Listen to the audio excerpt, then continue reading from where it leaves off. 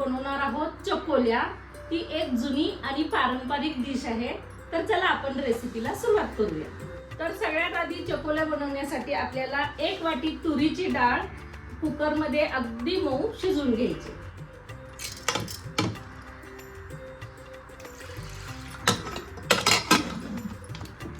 तुरीच्या डाळीला 4-5 शिट्ट्या करून घ्यायचे. तो तुरीची डाळ शिजूस तोपर्यंत आपण पीठ मळून घेऊया.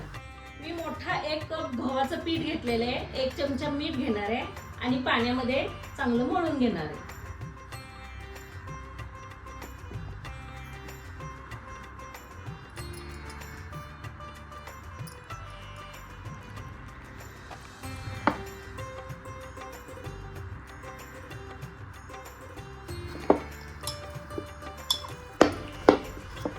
डाळ चांगली शिजलेली आहे.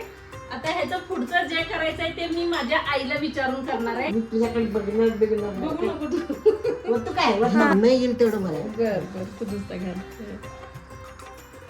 ओके आता की पातळ करायचं. हा. आता त्यामध्ये आई 1 वाटी गूळ टाकून घेणार आहे. मोबाईल कुणाला टाकायचं. आता त्यामध्ये एक चिमूट मीठ टाकून घ्यायची. आता त्यामध्ये 1 चमचा वेलची पूड टाकून घ्यायची. तर तुम्हाला परत एकदा सांगतो काय काय केलं ते. आपली शिजलेली डाळ होती ती एका पॅन मध्ये काढून घेतले.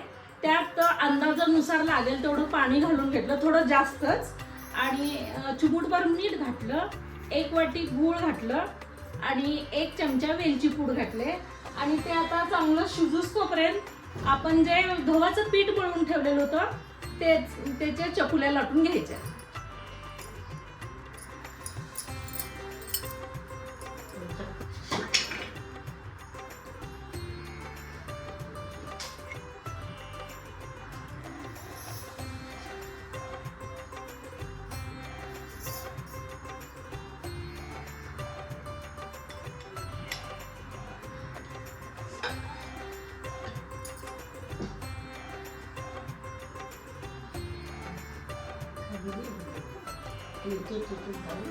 आपल्या चकोल्या करून झालेल्या आहेत.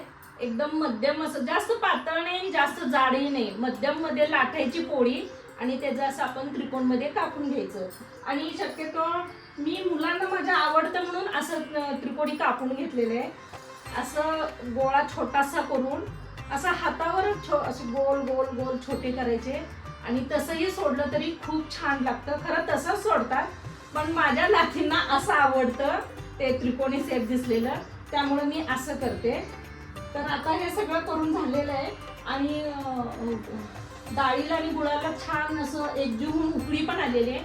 आता हे सगळं मी त्यामध्ये सोडून घेते.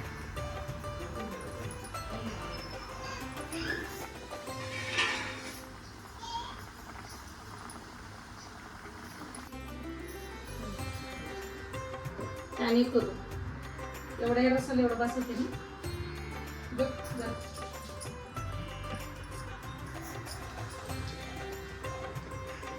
किती वेळ शिजायचं होतं? किती वेळ?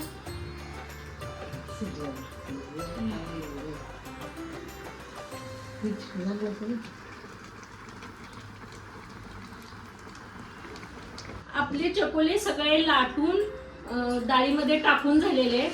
आता ह्याला आपण कमीत कमी 5-6 मिनिटं तरी शिजायला ठेवायचं आहे, तर पीठ शिजूस तोपर्यंत. आणि आपलं ही डिश तयार झाली, शिजून झाली की मग आपण भेटूया.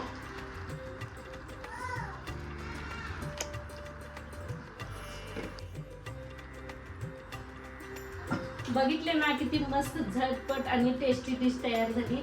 आणि ही मला येत नव्हती, मी माझ्या आईकडून आताच शिकली आणि खूप छान लागते.